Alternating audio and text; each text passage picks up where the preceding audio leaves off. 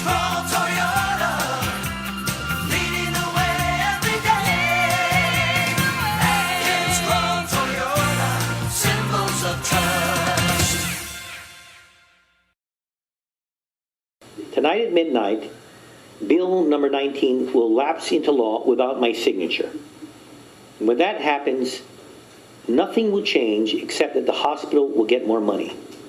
There won't be any slot machines at the stores, and there won't be casinos popping up. And bingo, cockfighting, kiddie rides, and Liberty machines will continue. The governor said he was surprised how the measure morphed into something bigger than it started out to be. Reiterating the review of his legal counsel on Friday, he explained how this one measure started out as two separate bills to increase taxes on existing gaming. One bill to benefit island sports facilities, the other to benefit the hospital.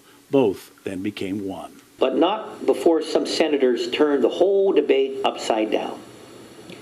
The entire discussion became about gambling. And the twisted irony is the bill finally sent to my desk did nothing to limit or expand gambling on Guam.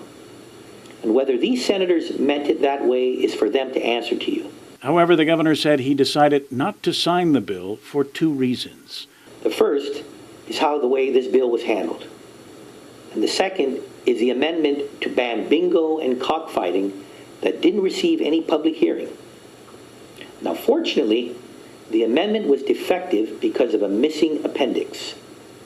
The bill doesn't have the effect of banning bingo and cockfighting because of a mistake made. And that reinforces my first reason for not signing this measure. The governor also chose not to veto it either for what he called a more important reason. It does provide some funding for the hospital. At the end of this month-long debate on gambling, what do we have to show for it? A divided community, a war of words, a shameless showdown about an issue that just popped up out of nowhere. The product of this debate was a bill that did nothing about gambling, but actually does something meaningful for anyone who ever has to go to that hospital. And that's almost all of us. And so if casinos will remain illegal and your hospital gets more money, that's a good enough reason to allow this bill to become law. If lawmakers want to ban all gambling, the governor urged them to introduce a separate bill to do just that. And he questioned why the Attorney General dropped the case in the first place against those controversial gaming machines. And if that should ever happen, I would caution senators to act with care and not haste. And I would advise something else. The people of this island voted several times to keep casinos illegal. But they have never spoken out about bingo, cockfighting, and Liberty machines. And if the AG believes that these machines are illegal, then why did he drop the lawsuit and not pursue charges? It's because the AG has written that the law itself is ambiguous and conflicting. The governor concluded by urging lawmakers to turn away from the issue now and concentrate on more important things. This entire process has revealed some flaws in the system.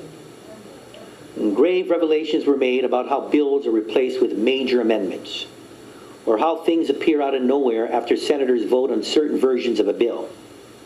This is not the first time that this has happened, and there have been more important bills passed using these same tactics, from whole budget bills substituted to abortion bills. I hope this opens a new conversation by the media about this process.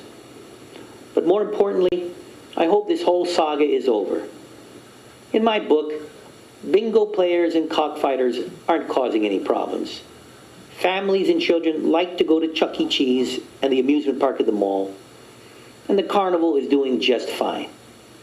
It's really time for the legislature to move its focus back onto the real issues that are facing all of us. Kevin Kerrigan, PNC News.